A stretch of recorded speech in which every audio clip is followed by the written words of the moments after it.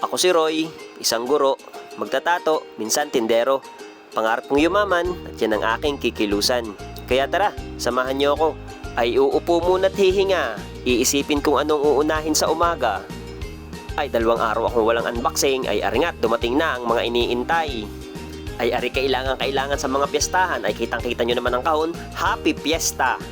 Ari maganda sa pritong manok, lumpiang Shanghai, lechong kawali, pupor, crispy pata, crispy ulo, basta lahat ng pinapa-crispy, ari ang bagay na bagay. Ay ano nga ari? Ay ayan, aalwasin na, ay digay mantika. Bali ang kahon ay merong 7 packs na 1 liter nga ng cooking oil. Ay tanong ko agad sa aking sarili, ari ka kaya'y mabibenta? Ay siguro naman at ari gamitin ng mga nanay sa bahay. Ay ari na nga ang UFC Happy Fiesta Vegetable Oil. Ay bagong bago yan, fresh na fresh. Ay punta tayo din sa pangalawang kahon. O ari medyo mabigat-bigat, marami-rami ang laman na re. Ay ano nga kaya are? Bali ang 2 kahon na yan ay sa bahay namin ipinadeliver dahil nga tataon ng weekends ay di walang re-receive sa school. Kaya yung 2 kahon na yan ay karga-karga namin kaninang umaga sa motor. Yan na nga, inilabas na ang mga tinapay at biskwit na laman ng kahon. Ay alam nyo na kung saan pupunta yan, sold out agad yan. Salamat po sa kantin. Ay bukod sa mga tinatinapay at biskwit ay may laman din yung Great Taste Choco. Yan, kadami-dami din na yan. Bali yung Great Taste Choco ay 5 bundles of 12. At ari nga ho, nung maalwas ang laman ng pangalawang kahon. Ay di ka dami. Ay sana aring mga kabay agad mabili. Ay di nung aking mabuksan ay ibabalik uli sa kahon. At alam nyo na, i-deliver na natin yan sa kantin. Ay ako ngayon napapaisip ngayong magbabakasyon ay walang mapagsusulungan ng mga biskwit at tinatinapay.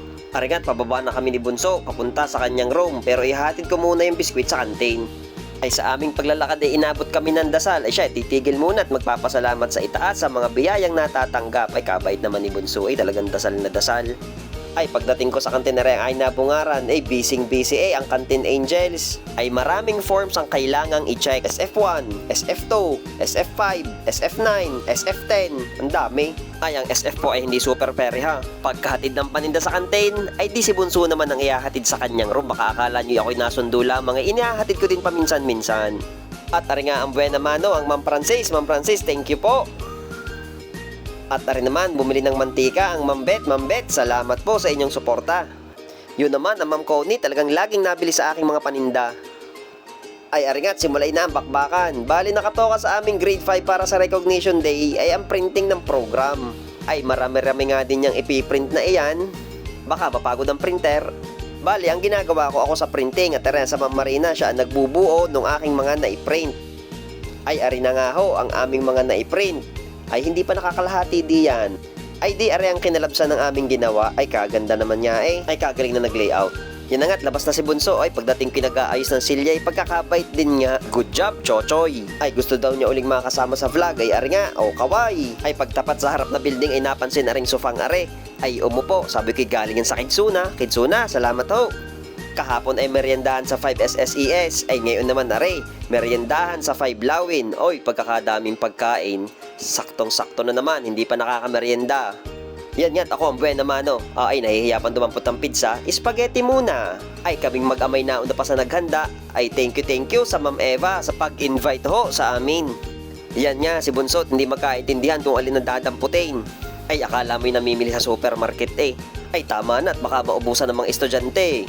Ay dahil ako invited, ay diarit sasama natin sa vlog ang 5 Lawin. Ma'am Abby, dahan-dahan. Yang 5 Lawin ay magagaling din yung mga yan sa Araling Panlipunan.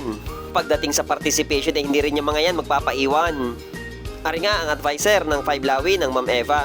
Ayan, ang Ma'am Marina, kami muna nagpahinga sa pagpiprint ng invitation at kami magmemeryenda muna. Ay pagkakasayaan ng bawat bata, pihadong busog at bundat bago mag-uwian. Kahit sa pag-uwi ay di na magtanghalian. Maganda rin banding ng mga batang are bago maghiwa-hiwalay ay di busog ang bawat isa. Ay dun sa aking nakuhang pagkain diyan sa room ng 5 Lawin, pinakamasarap na aking nakuha ay palitaw. Yan nga't inumpisahan na ng maestro ang pagkain ng kanyang nakuha sa room ng 5 Lawin. At yan nga ang nakuha, puto, pansit, loaf bread, spaghetti. Syempre hindi mawawala ang pampatigay, soft drinks.